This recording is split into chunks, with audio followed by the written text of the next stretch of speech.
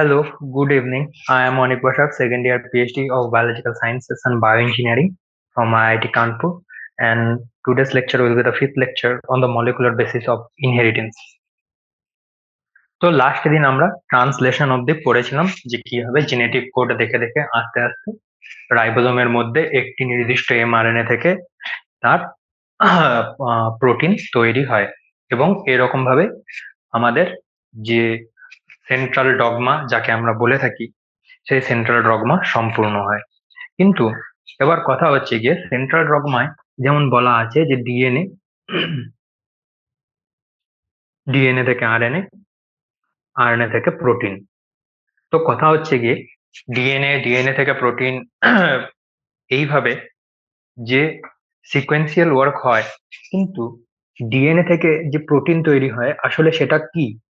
আমরা জানি ডিএনএ এর মধ্যে জিন থাকে এবং প্রত্যেক প্রত্যেকটি জিন এক একটি প্রোটিনকে বা পেপটাইডকে কোড করে। এই কথাটির অর্থটা কি হচ্ছে? এই কথাটির অর্থ হচ্ছে কি যে আমাদের ডিএনএ তে বা ক্রোমোজোমে অনেক জিন থাকে এবং প্রত্যেকটি জিন থেকে একটি করে পেপটাইড বা প্রোটিন পাওয়া যায়। এবং কিন্তু এবার মনে রাখতে হবে, ধরা যাক মানুষের দেহের এটা একটা কোষ, কিন্তু এই যে এই সেলটি আছে বা এই কোষটি আছে, এখানে সেন্ট্রাল ডগমা কিভাবে নিয়ন্ত্রিত হয়। আহ, যেমন একটা উদাহরণ সাথে আমরা বুঝতে পারি যে ধরা যাক যখন আমরা খাই, খাবার সাথে সাথে সেগুলো যখন স্টমাক বা পাকস্থলীতে থাকে তখন সেই আন্দাজ বা স্মল ইন্টেস্টাইনে থাকে তখন সেই আন্দাজ আমাদের বডি বিভিন্ন পাচক উৎসেচক তৈরি করে, যেমন ধরো রেনিন, ট্রিপসিন, কাইমোট্রিপসিন এগুলো। কিন্তু এই যে এইরকম ভাবে কিন্তু এগুলো কিন্তু সব সময় তৈরি হয় না, শুধুমাত্র আমরা যখন খাই তার কিছুক্ষণ পরেই এগুলো তৈরি হতে শুরু করে। তাহলে সেই সব প্রোটিন কোনো একটি, অর্থাৎ আমি যেটা বলতে চাইছি যে কোনো একটি প্রোটিনে যতগুলো জিন থাকে তা সবসময় অ্যাক্টিভেট থাকে না বা সবসময় সক্রিয় থাকে না। এমনটা হয় না যে একটি জিন থেকে সব সময় সেখান থেকে প্রোটিন তৈরি হয়েই যাচ্ছে। এমনটা দেখা গেছে যে আহ, এই যে সেন্ট্রাল ডগমা হয়, অর্থাৎ ডিএনএ থেকে প্রোটিন, ডিএনএ থেকে আরএনএ এবং আরএনএ থেকে প্রোটিন, এটা কিন্তু নিয়ন্ত্রিত হয়। অর্থাৎ এটাকে আমরা কখনো কখনো এই কিছু কিছু জিনের জন্য এই প্রক্রিয়াটা বন্ধ হয়ে যায় এবং কিছু কিছু জিনের জন্য এই প্রক্রিয়াটা সবসময় খোলা থাকে। তো আহ, আমরা এটাকে কি বলি, এটাকে একরকম ভাবে এক্স করা যায়, সেটা হচ্ছে এক্সপ্রেশন। এক্সপ্রেশন কাকে বলে? এক্সপ্রেশন বলে জিন থেকে প্রোটিন তৈরি হওয়াকে বলে এক্সপ্রেশন। তো কিছু জিন আছে যা সবসময় অ্যাক্টিভ, অর্থাৎ কিছু কিছু জিন এরকম থাকে যেখান থেকে সবসময় প্রোটিন তৈরি হয়েই চলেছে। এগুলোকে কি বলে? এগুলোকে বলে কনস্টিটিউটিভ জিন। এবং বাকি যারা আছে তাদের সেন্ট্রাল ডগমা নিয়ন্ত্রিত হয়। এবার কিছু কিছু জিন আছে যেগুলো জিন থেকে সবসময় প্রোটিন তৈরি হয়ে যাচ্ছে, সেগুলোকে আমরা কি বলি? কনস্টিটিউটিভ জিন। এবং কিছু কিছু জিন আছে যেগুলো থেকে সবসময় প্রোটিন তৈরি হয় না, কিছু কিছু বিশেষ ক্ষেত্রে প্রোটিন তৈরি হয়। আহ এবং অথবা এই যে প্রোটিনের এক্সপ্রেশন গুলো আছে বা জিনের এক্সপ্রেশন গুলো আছে সেগুলোকে চেঞ্জ করা যায়। তো কনস্টিটিউটিভ জিনের মধ্যে কি কি আছে এগুলো মোস্টলি যেমন টিআরএনএ জিন, সরি এগুলো যেমন এটিপিএস বলে এক এনজাইম আছে, এর জিন, এগুলোকে আমরা কনস্টিটিউটিভ জিন বলি। বাকি যারা আছে তাদের সেন্ট্রাল ডগমা নিয়ন্ত্রিত হয়। সেন্ট্রাল ডগমাটা কিভাবে নিয়ন্ত্রিত হয়, কিভাবে কিছু কিছু জিন পার্টিকুলারলি কিছু সিচুয়েশনে এক্সপ্রেস হয় বা প্রকাশ পায়, এবং কিছু কিছু জিন পার্টিকুলারলি কিছু সিচুয়েশনে তার এক্সপ্রেশন বন্ধ হয়ে যায়, অর্থাৎ কিছু কিছু জিন থেকে প্রোটিন তৈরি হওয়া বন্ধ হয়ে যায়। এবং এই নিয়ন্ত্রণটা কিভাবে হয় সেটা প্রথমে একটা সময় অবধি অনেকটা কনফিউশন ছিল, কিন্তু আহ একটা সময় যখন ল্যাক অপেরন আবিষ্কার হয় তখন আমরা সেন্ট্রাল ডগমাটা কিভাবে নিয়ন্ত্রিত হয় সেটা সম্পর্কে কিছুটা অবগত হই। এবং সেই সময় যারা ল্যাক অপেরন ডিসকভার করেছিলেন, অর্থাৎ ডক্টর জ্যাকব এবং মোনাট তাদেরকে নোবেল প্রাইজও দেওয়া হয়ে থাকে। যেমন আহ, বলা হয়েছে যে ফ্রান্সিস জ্যাকব ইনি ছিলেন সুপ্রজননবিদ, অর্থাৎ ইনি ছিলেন জেনেটিসিস্ট। ইনি জেনেটিক্যাল জিনিসের উপর কাজ করতেন। এবং আরেকজন ছিলেন জৈব রাসায়নিকবিদ, তার নাম ছিল জ্যাক্স মোনাট। জৈব রসায়নবিদ বলতে এখানে বোঝানো হয়েছে তিনি অর্গানিক কেমিস্ট্রির উপর রিসার্চ করতেন। তো একজন যিনি জেনেটিক্স এর উপর রিসার্চ করতেন এবং একজন আহ জৈব রাসায়নিকের উপর, অর্গানিক কেমিস্ট্রির উপর রিসার্চ করছেন, এরা দুজনে নিজেদের গবেষণাকে যখন একত্র করেন তার মাধ্যমে আমরা ধীরে ধীরে ল্যাক অপেরন সম্পর্কে জানতে পারি। তো এদের দুজনকে ল্যাক অপেরন আবিষ্কারের জন্য মনে রাখা হয়, বা ল্যাক অপেরন খুঁজে বের করার জন্য এদেরকে মনে রাখা হয়। এবং ল্যাক অপেরনের গুরুত্বটা কি, না ল্যাক অপেরনটা হচ্ছে সে প্রথম একটা এরকম আমাদের কাছে তথ্য নিয়ে আসে যে এই সেন্ট্রাল ডগমাটা কিছু কিছু জিনের ক্ষেত্রে নিয়ন্ত্রিত হয়, এবং সেটা কিভাবে নিয়ন্ত্রিত হয় এবং ল্যাক অপেরনের ক্ষেত্রে সেটা আমরা দেখব। তো এর আগে জেনে নেওয়া যাক ওপেরন কি। ওপেরন বা ওপেরন, মনে আছে আমি তোমাদের আগে একবার বলেছিলাম যে যখন কোনো জিন বা ডিএনএ থেকে আরএনএ তৈরি হবে, অর্থাৎ ট্রান্সক্রিপশন হবে, তার আগে কিন্তু আরএনএ পলিমারেজকে সবসময় প্রোমোটারে বাইন্ড করতে হয়। আরএনএ পলিমারেজ গিয়ে যখন প্রোমোটারে বাইন্ড করে তখনই আমরা এখান থেকে আরএনএ পাবো। তার আগে অবধি আমরা কোনো এমআরএনএ পাবো না। অবশ্যই কোনো একটি ডিএনএ তে বা কোনো একটি জিনের যখন এক্সপ্রেশন হয় তার আগে কি আসবে, ট্রান্সক্রিপশন আসবে। ডিএনএ বা জিন থেকে তো সোজাসুজি প্রোটিন তৈরি হতে পারে না, তো তার আগে কি আসবে, আরএনএ। এবং ট্রান্সক্রিপশনের সময় দেখা গেছে যে আরএনএ পলিমারেজটা সবসময় ডিএনএ প্রোমোটার এলাকায়, ডিএনএ প্রোমোটার অঞ্চলে গিয়ে বাইন্ড করে। এবং আরএনএ পলিমারেজ সেটা ছাড়া অন্য কোনো জায়গায় বাইন্ড করে না, একমাত্র প্রোমোটার অঞ্চলে গিয়ে বাইন্ড করে। এবার আমরা যখন প্রোমোটার এবং আরএনএ পলিমারেজ সম্পর্কে অনেকটা জেনে গেছি, তখন সায়েন্টিস্টরা কি দেখেছিল যে ইকোলাই বলে যে ব্যাকটেরিয়াটা আছে, ইকোলাই, ইকোলাইতে তারা একটু অদ্ভুত জিনিস লক্ষ্য করেন যে একটি প্রোমোটার আছে এবং তার সাথে আছে কি, না একটি নয় অনেকগুলো জিন। যেমন ধরা যাক এ, বি, সি, ডি, এরকম। এবং এদের এখানে যদি আরএনএ পলিমারেজ এসে বাইন্ড করে তখন কি হয়, না এখান থেকে একটা বড় এমআরএনএ তৈরি হয়, যেটাতে কি রয়েছে, এও থাকবে, বিও থাকবে, সিও থাকবে, ডিও থাকবে।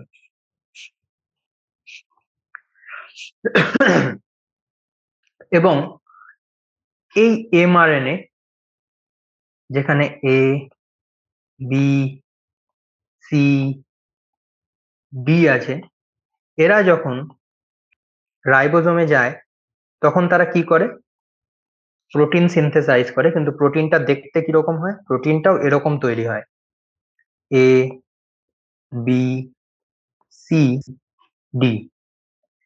তারপর কোনো একটি প্রোটিয়েজ এদেরকে কেটে দেয় এবং তারপর এরা ধীরে ধীরে আলাদা আলাদা প্রোটিন রূপে প্রকাশ পায়।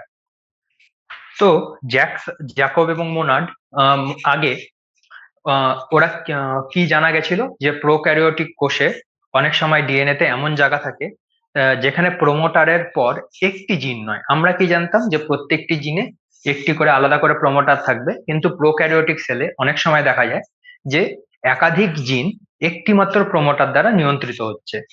অর্থাৎ আহ, একটি মাত্র প্রমোটার থেকে প্রথমে একটি মাত্র প্রমোটার থেকে অনেকগুলো জিন একসাথে তৈরি হচ্ছে, এবং এই রকম জিনের গুচ্ছ যা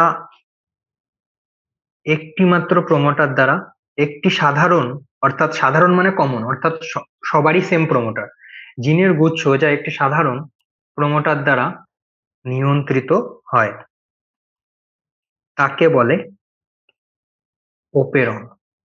ইহা এটা কেবল কোথায় পাওয়া যায়? প্রোক্যারিওটিকে। ইউক্যারিওটিকে ওপেরন ন্যাচারালি পাওয়া যায় না, প্রোক্যারিওটিকে পাওয়া যায়। তো এই হচ্ছে গিয়ে এসে যেখানে বলা আছে জিনের একটি সাধারণ প্রমোটার, অর্থাৎ আমরা কি দেখছিলাম যে ABCD চারটে জিন একটি মাত্র প্রমোটার যারা নিয়ন্ত্রিত হচ্ছে, তখন তাকে আমরা কি বলবো? ওপেরন। তো জ্যাকব এবং মোনাড এরকম একটি ওপেরন যেটা ল্যাক ওপেরন বলে। ওকে, তো ল্যাক ওপেরনটা কি জিনিস সেটা একবার দেখে নেব। ল্যাক ওপেরনটা কি জিনিস সেটা একটু আমরা দেখে নেব। ল্যাক ওপেরন, ল্যাক বলতে এখানে বোঝানো হয়েছে ল্যাকটোজ। ল্যাকটোজের সংকেত কি? কি দিয়ে তৈরি হয় এটা? গ্যালাক্টোজ এবং গ্লুকোজ। তো জ্যাকব এবং মোনাড দেখেছিলেন যে ল্যাকটোজের বিপাক ল্যাকটোজের বিপাকের জন্য যে জিনগুলির প্রয়োজন হয়, অর্থাৎ ল্যাকটোজ বিপাকের জন্য অনেকগুলোর প্রয়োজন হয় যখনই শরীরে কোনো রকম কোনো বিপাক জাতীয় কাজ হয়। বিপাক কাজ মানে মেটাবলিজম, যেমন ফটোসিনথেসিস থেকে শুরু করে রেসপিরেশন পর্যন্ত, crab cycle, Blackman cycle, hill বিক্রিয়া, তোমরা যা বলবে সেগুলোই এক একটি বিপাকীয় কাজ, এবং প্রত্যেকটি বিপাকের কাজের জন্য কিছু কিছু প্রোটিনের প্রয়োজন হয়। তো ল্যাকটোজ এবার কি করা হয় যে আমরা যেরকম আমাদের শক্তির জন্য শর্করা বা চিনি বা কার্বোহাইড্রেট গ্রহণ করে থাকি, তো এরকম ব্যাকটেরিয়াকেও প্রতিপালনের জন্য ব্যাকটেরিয়াকে কালচার করা হয় ন্যাচারালি। তো বা গ্রো করানো হয়, তো গ্রো করানোর জন্য অনেক সময় আমরা তাকে ল্যাকটোজ দিয়ে থাকি, অর্থাৎ lactose as a source of energy তারা ইউজ করে থাকে, শক্তির উৎস হিসাবে তারা ব্যবহার করে থাকে। তো এই যে ল্যাকটোজ আছে, এই ল্যাকটোজটা বিপাকের জন্য বা ল্যাকটোজটাকে কিভাবে ব্যাকটেরিয়াটা নিজের দেহে সম্পূর্ণ রকম ভাবে আত্তীকরণ করবে, অর্থাৎ একদম সেটাকে গ্রহণ করবে, সেটার জন্য যে উৎসেচক গুলোর প্রয়োজন বা যে জিনগুলোর প্রয়োজন হয়, মূললি উৎসেচকের প্রয়োজন হয়, এখানে আমরা জিন লিখেছি, যে জিনগুলোর প্রয়োজন হয় তারা একই সাথে একটি মাত্র সাধারণ প্রমোটার দ্বারা নিয়ন্ত্রিত হয়। তো আমরা অপেরণ বলতে কি বোঝালাম? অপেরণ বলতে আমরা বলেছিলাম যে অনেকগুলো জিন থাকবে এবং তাদের একটি সাধারণ প্রমোটার থাকবে, এবং সেই প্রমোটারটা থেকে ধীরে ধীরে সমস্ত প্রোটিন তৈরি হবে, এবং ধীরে ধীরে সেই প্রোটিন গুলো যখন তৈরি হবে তারপর আস্তে আস্তে সেগুলো আলাদা আলাদা প্রোটিনে পরিণত হবে। ল্যাক অপেরণের সময় কি হয়? ল্যাক অপেরণটা কি জিনিস? ল্যাক অপেরণটা বলতে বোঝানো হয়েছে যে ল্যাকটোজ বিপাকের জন্য যে জিনগুলোর প্রয়োজন হয় তারাও একসাথে থাকে, এবং ওই অপেরণটাকে, যেহেতু এটা ল্যাকটোজের বিপাকে ব্যবহার হেল্প করে, তার জন্য একে কি বলা হয়? ল্যাকটোজ অপেরণ বা ল্যাক অপেরণ। গেল, এটা ছিল ল্যাক অপেরণ বা ল্যাকটোজ অপেরণ কাকে বলে। এবার ল্যাকটোজ অপেরণ বা ল্যাক অপেরণটা দেখতে কিরকম হয়? ল্যাকটোজ অপেরণ বা ল্যাক অপেরণটা দেখতে হয় অনেকটা এইরকম। এটাকে যদি আমরা ড্র করি তাহলে কি দাঁড়াবে? উম হুম প্রথমে বলা হয়েছে এটা একটা কি, এটা একটা ওপেরন, তাই এর কি থাকবে সবার আগে? এর সবার আগে থাকবে প্রোমোটার। এটাকে আমরা কি লিখবো? Lac promoter. গেল? দ্বিতীয়তে কি জিনিসটা থাকবে না, অপেরণের সংজ্ঞাতেই আমরা বলেছি যে এক বা একাধিক জিন একটি মাত্র প্রমোটার দ্বারা নিয়ন্ত্রিত হয়। তো ল্যাক অপেরণে তিনটে জিন থাকে। কি কি জিন থাকে সেটা আমরা দেখবো আস্তে আস্তে। প্রথমটা থাকবে যেটাকে আমরা বলাই জেড, বা একে ল্যাক জেডও বলে। এই ল্যাক জেডটা আসলে কি? ল্যাক জেডটা হচ্ছে কি গ্যালাক্টো সাইডে অর বিটা গ্যালাক্টোসাইডে। বুঝতে পারলে? এটা হচ্ছে গিয়ে ল্যাক অপহরণের প্রথম জিন। দ্বিতীয় জিনখানা কি? দ্বিতীয় জিনখানা হচ্ছে গিয়ে ল্যাক ওয়াই। একে কি বলা হয়? একে বলা হয় পারমিয়েজ। গেল। এবং তৃতীয় জিনটির নাম কি? এটাকে বলে ল্যাক এ বা ট্রান্স অ্যাসিটাইলেজ।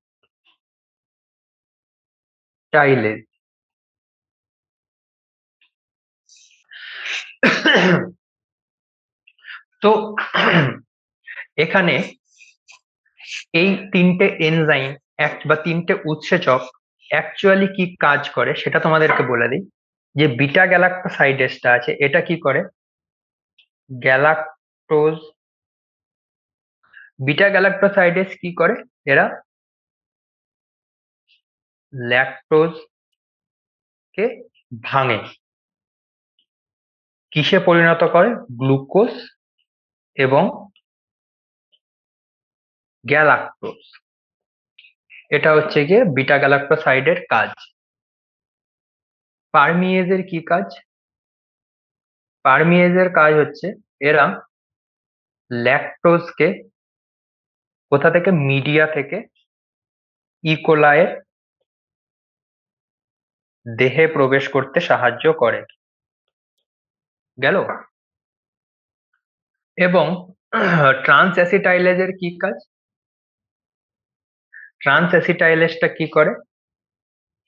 ল্যাকটোজকে অ্যালোল্যাকটোজে পরিণত করে। তো এই হচ্ছে গিয়ে তিনটে জিন ল্যাক অপেরনের। একটা হচ্ছে ল্যাক জেড, যেটাকে বলা হয় বিটা গ্যালাক্টোসাইডেজ। একটা হচ্ছে ল্যাক ওয়াই, পারমিয়েজ। একটা হচ্ছে ল্যাক এ, যেটাকে বলা হয় ট্রান্স অ্যাসিটাইলেজ। এবং এটা হচ্ছে কি এই তিনটে জিন একটি মাত্র প্রমোটার দ্বারা নিয়ন্ত্রিত হয়। এবার দেখা যায় যে ল্যাক অপেরনের প্রমোটারের আগে, দেখা যায় যে ল্যাক অপেরনের প্রমোটারের আগে আরেকটি জিন সিনথেসাইজ হয়, সেটার নাম হচ্ছে গিয়ে ল্যাক আই। এটা কিন্তু ল্যাক অপেরনের কোনো পার্ট নয়। ওকে। এবং তার আগে কি পাওয়া যায়? ল্যাক আই এর প্রমোটার। তো গেল। তো ল্যাক আই এর কাজ কি? ল্যাক আই ল্যাক অপেরনের ল্যাক আই কিন্তু ল্যাক অপেরনের পার্ট নয়। বারবার বলে দিচ্ছি, এখানে কনফিউজ করবে না। ল্যাক আই ল্যাক অপেরনের প্রমোটারে বাইন্ড করে এবং ট্রান্সক্রিপশন হতে বাধা দেয়। তো ল্যাক অপেরনকে বোঝার জন্য যে জিনিসগুলো সবার আগে জানা প্রয়োজন, একটা হচ্ছে গিয়ে lac I, lac Z, lac Y এবং ল্যাক এ। ল্যাক আই এর কাজ কি? ল্যাক আই এর কাজ হচ্ছে কি এটা ল্যাক, সেটা আমরা ধীরে ধীরে দেখবো। আমরা ল্যাক আই কে কি বলছি? ল্যাক আই একটি প্রোটিন তৈরি করে। ল্যাক আই একটি জিন। ল্যাক আই এর জিনের জন্য ল্যাক আই এর প্রমোটারও রয়েছে এখানে। এবং এখান থেকে যে প্রোটিনটা তৈরি হয় সেটা কি করে? সেটা গিয়ে ল্যাক অপেরনের যে প্রমোটার আছে, অর্থাৎ এখান থেকে যে প্রোটিনটা সিনথেসিস হয় সেটা গিয়ে এখানে বাইন্ড করে। এবং এখানে বাইন্ড করার পর সেটা কি করে? আরএনএ পলিমারেজকে ট্রান্সক্রিপশনে বাধা দেয়। এবং এর জন্য ল্যাকটোজ অপেরনের যে সিনথেসিস, ল্যাকটোজ অপেরনের অ্যাক্টিভেট থাকে না, এটা ইনঅ্যাক্টিভেট থাকে। এবার যে কোনো একটা ধরা যাক কোনো একটা ব্যাকটেরিয়া আছে, ইকোলাই গেল। এবার এর মিডিয়া মানে ব্যাকটেরিয়ার খাদ্য বা ব্যাকটেরিয়াকে যার মধ্যে গ্রো করা হয়। এবার বলা হচ্ছে এর মিডিয়াতে ল্যাকটোজ যদি না থাকে। এবার আমরা জানি যে ল্যাকটোজ যদি না থাকে তাহলে ব্যাকটেরিয়া কি করবে? ল্যাকটোজ খাবারই হিসাবে দেওয়াই হচ্ছে না, তাহলে ল্যাকটোজকে বিপাকের জন্য যে এতগুলো প্রোটিন আছে, lac Z, lac Y, lac A, এগুলো তো তাহলে সিনথেসিস করে কোনো লাভ নেই। যদি lac A, lac Z, lac Y এগুলো যদি তৈরি হয়ে যায়, তাহলে এগুলো তো কিছু করবেই না, কারণ ইকোলাইকে তো আমরা ল্যাকটোজ খাওয়াচ্ছিই না। তো ল্যাকটোজ অপেরনটাকে আমি চাইবো ঠিক তখনই অ্যাক্টিভেট হতে, ল্যাক অপেরন শুধু তখনই অ্যাক্টিভ হয় যখন ব্যাকটেরিয়াকে ল্যাকটোজ দেওয়া হয়, না হলে বাকি সময় এটা বন্ধ থাকে। অর্থাৎ ল্যাকটোজ যদি আমরা দিই তাহলেই ল্যাক অপেরন কাজ করে, তাছাড়া ল্যাক অপেরন আর বডিতে কাজ করে না। তো যখন ল্যাকটোজ থাকে না তখন পার্টিকুলারলি কি হয় সেটাও তো ব্যাপার। ল্যাকটোজ যদি নাই থাকে তাহলে কি করে এটা হচ্ছে, তো সেটা আমরা দেখি। সবার আগে আমরা কি ড্র করব? Lac promoter. এরপর আমরা কি ড্র করব? ল্যাক ল্যাক জেড, তারপর ল্যাক ওয়াই, সবার শেষেরটা ল্যাক এ।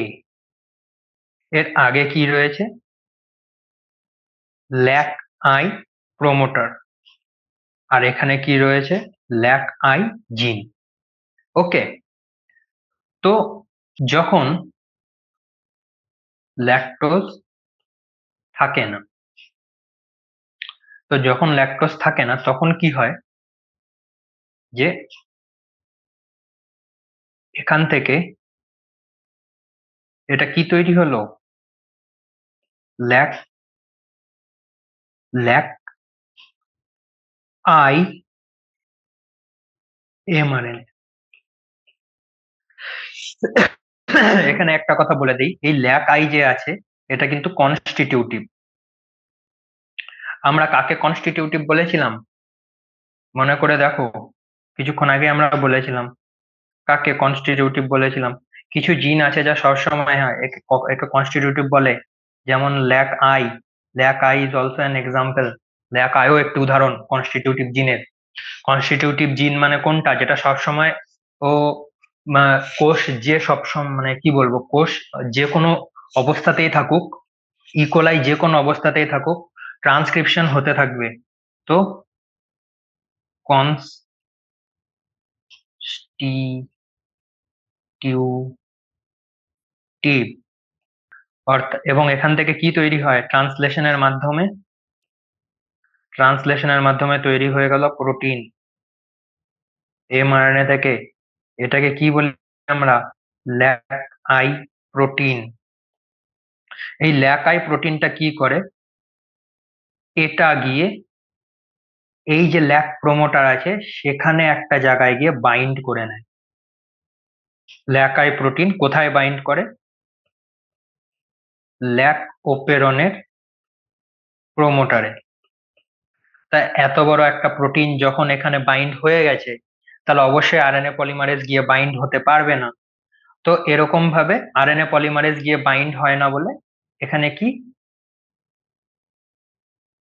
ল্যাক ওপেরনের জিন থেকে প্রোটিন তৈরি হয় না। এটা কখন হয়? যখন ল্যাকটোজ থাকে না। তা আমরা কি বলছিলাম যে ইকোলাই যখন আমরা ল্যাকটোজ দেইনি, অর্থাৎ সে ল্যাকটোজ খাচ্ছেই না, তো তখন তার ল্যাকটোজ বিপাকের জন্য এনজাইমের কি দরকার? কোনো দরকার নেই। কিন্তু ল্যাকটোজ বিপাকের জন্য যে জিনগুলো আছে, সেগুলোকে তো তখন বন্ধ রাখা উচিত। কারণ ইকোলাই তো চাইবে না যে হ্যাঁ আমার ল্যাকটোজ আমি খাচ্ছি না, অথচ আমার ল্যাকটোজ বিপাকের জন্য যে এনজাইম গুলো ছিল, যে উৎসেচক গুলো ছিল, সেগুলো কন্টিনিউয়াসলি তৈরি হয়ে যাচ্ছে। তো এর জন্য এরা কি প্ল্যান থাকে না। তো এর জন্য কি ইকোলাই কি প্ল্যান করেছিল? ইকোলাই প্ল্যান করেছিল যে ঠিক আছে, ল্যাক জেড এর আগে আমি আরো দুটো জিনিস রাখবো। একটা হচ্ছে ল্যাক আই প্রমোটার, একটা lac I gene. Lac I promoter থেকে কি হয়? ট্রান্সক্রিপশনের মাধ্যমে কি হয়? Lac I mRNA. Lac I mRNA ট্রান্সলেশনের মাধ্যমে কি তৈরি করে? প্রোটিন। এবং এই প্রোটিনটা গিয়ে কোথায় বাইন্ড করে? প্রোমোটারে। এবং এই প্রোমোটারে বাইন্ড করার জন্যই আরএনএ পলিমারেজ আর কাজ করতে পারে না। এখানে লিখে দেওয়া ভালো। এখানে আমাদের একটু কনসেপ্ট জানতে হবে যে ল্যাক আই প্রোটিন আরএনএ পলিমারেজকে ল্যাক অপেরনের প্রমোটারে যুক্ত হতে বাধা দেয়, অর্থাৎ যুক্ত হতে দেয় না। এর জন্য একে ল্যাক আই বলে। এখানে আই কিসের জন্য স্ট্যান্ড করেছিল? ইনহিবিশন। মানে কি? ইনহিবিশন মানে আটকে দেওয়া বা কোনো কিছু হতে বাধা দেওয়া। বাধা দেওয়া বা হতে না দেওয়া। তো এই ল্যাক আই যে প্রোটিনটা আছে সেটা ল্যাক আই যে প্রোটিনটা আছে সেটা অ্যাকচুয়ালি আর ট্রান্সক্রিপশনে বাধা দেয়, এর জন্য একে ইনহিবিশন বলে। এই হচ্ছে গিয়ে ল্যাক অপেরনের ওভারঅল, যখন ল্যাকটোজ থাকে না তখনকার কনসেপ্ট। এবার তাহলে যখন ল্যাকটোজ থাকে তখন কি হবে? এখানে আর একটা জিনিস বলে রাখা ভালো। ল্যাক আই ল্যাক ওপেরনের প্রোমোটারের যেখানে বাইন্ড করে, যেখানে যুক্ত হয়, তাকে বলে অপারেটর। অপারেটর। এখন কথা হচ্ছে গিয়ে তোমরা যেমন ধরো এই বইটি যদি আমরা দেখি তাহলে দেখবে যে প্রোমোটারের পাশে আলাদা করে লিখেছে হ্যাঁ অপারেটর বলে একটা জায়গা আছে, যেখানে গিয়ে ল্যাক আয়ের প্রোটিনটা যুক্ত হয়। গেল। কিন্তু আমি এখানে যখন ডায়াগ্রামটি বানিয়েছি তখন আমরা দেখেছি ল্যাক অপেরন প্রোমোটারের মধ্যে থাকা। অ্যাকচুয়ালি এই অপারেটর যে পার্টটা আছে বা যেটাকে আমরা অপারেটর বলছি, যেখানে গিয়ে অ্যাকচুয়ালি ল্যাক আই বাইন্ড করছে, সেটা আসলে কিন্তু ল্যাক অপেরন প্রোমোটারেরই পার্ট। অর্থাৎ এই যেটাকে আমরা অপারেটর বলি বা যেখানে গিয়ে ল্যাক আই বাইন্ড হয়, সেটা কিন্তু আসলে ল্যাক অপেরনের প্রোমোটারেরই পার্ট। তাই যদি কেউ অপারেটরের বদলে প্রোমোটারও লেখো তাহলে কিন্তু সেটা ভুল নয়। হয়তো টেকনিক্যালি একটু বেঠিক হবে, কিন্তু ভুল নয়। কারণ operator is a part of the promoter. গেল। এবার যখন ল্যাকটোজ উপস্থিত থাকে, গেল, তখন কি হয়? এটা ল্যাক প্রোমোটার, ল্যাক ওয়াই, এবং তারপর কি আসে? Lac A. গেল। এবং সামনে কি থাকবে? সামনে থাকবে এটা lac I, lac I promoter. গেল। তো এবার কি হবে? এবারও সেম হবে। প্রথমে ট্রান্সক্রিপশন। ট্রান্সক্রিপশন হওয়াতে কি দাঁড়াবে আমাদের কাছে? প্রথমে ল্যাক আই এমআরএনএ। গেল। ল্যাক আই এম ধারণা থেকে কি তৈরি হবে? Lac I protein. এবার এখানে আমরা জেনে রাখবো যে যখন ল্যাকটোজ কোষে উপস্থিত থাকে সেটা ল্যাক আই প্রোটিনে সাথে যুক্ত হয় এবং ল্যাক আই কে ল্যাক ওপেরনের প্রোমোটারে যুক্ত হতে, ধরা যাক এটা ল্যাকটোজ, এই ল্যাকটোজ গিয়ে কি করবে? ল্যাক আইতে বাইন্ড করবে, ল্যাক আইতে গিয়ে বাইন্ড করে গেল। আর বলা আছে যখন ল্যাকটোজ কোষে উপস্থিত থাকে সেটা ল্যাক আই প্রোটিনের সাথে যুক্ত হয় এবং ল্যাক আই কে ল্যাক ওপেরন প্রোমোটারের সাথে যুক্ত হতে বাধা দেয়।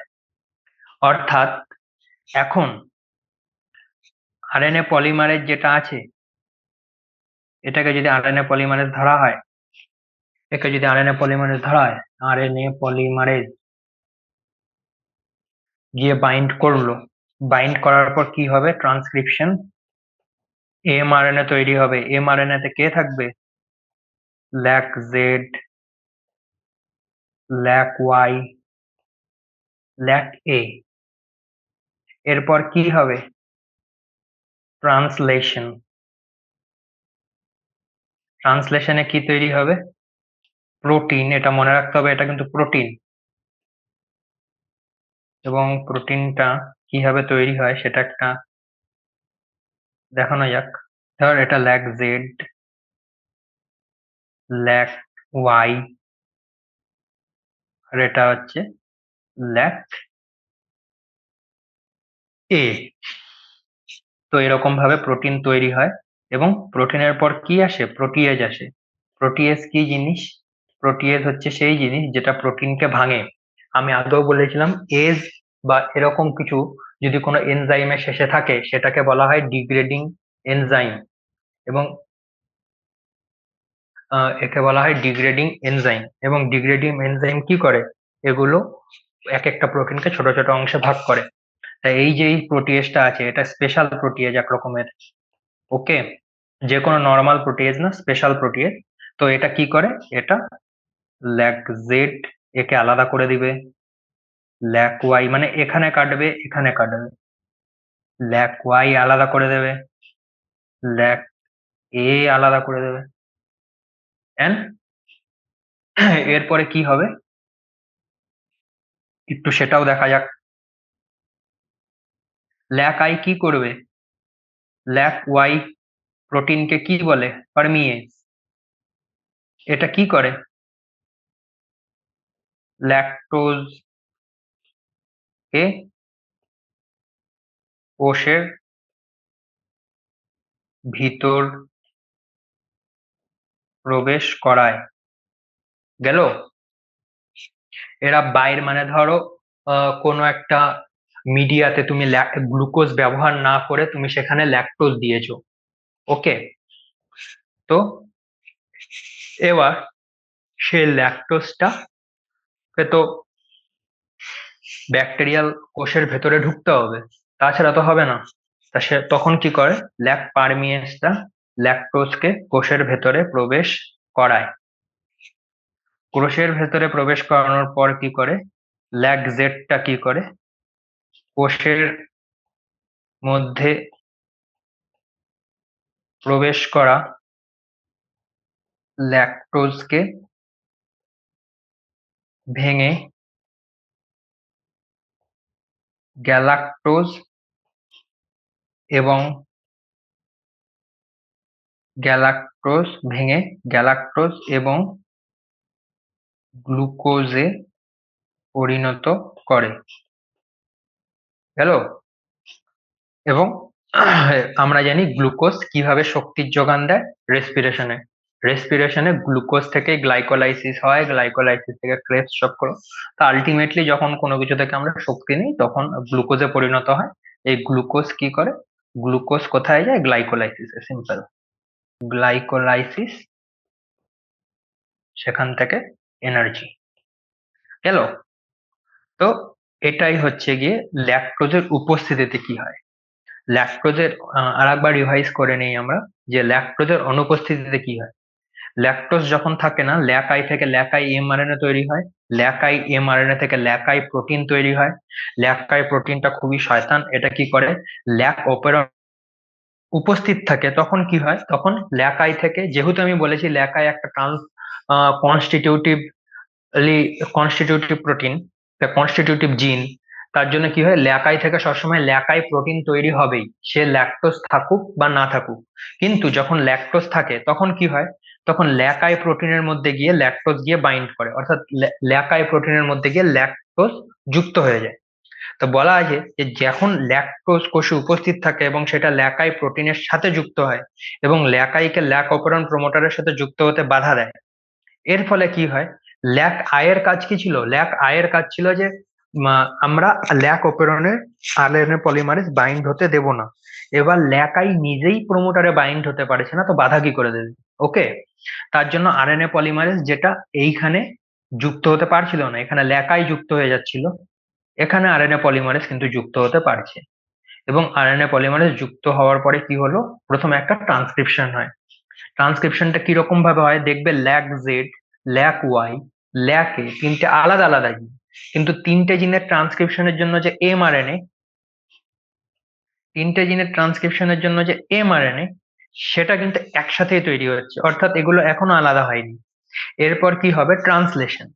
ট্রান্সলেশনে কি হয়, ল্যাক-জেড, ল্যাক-ওয়াই এবং ল্যাক-এ, এই তিনটে প্রোটিন একসাথে সিনথেসিস হয়, মানে তিনটে প্রোটিন একসাথে তৈরি হয়ে গেছে। এবং তারপর কোনো একটি স্পেশাল প্রোটিয়েজ ইকোলাইতে থাকে, তারপর সেটা বলে যে ল্যাক জেড কে আলাদা করলো, ল্যাক ওয়াই কে আলাদা করলো, ল্যাক এ কে আলাদা করলো, ল্যাক ওয়াই পারমিয়েজ। তো এবার ল্যাক ওয়াইটা কি করে, ল্যাক ওয়াইটা ল্যাক জেড কে কোষের ভেতরে, সরি, ল্যাক ওয়াইটা ল্যাকটোজকে কোষের ভিতরে প্রবেশ করতে সাহায্য করে। এবং ল্যাক জেডটা কি করে, সেই ল্যাকটোজটাকে ভাঙে, এবং ল্যাকটোজটাকে ভেঙে কি তৈরি করে, একটি গ্লুকোজ এবং একটি গ্যালাক্টোজ।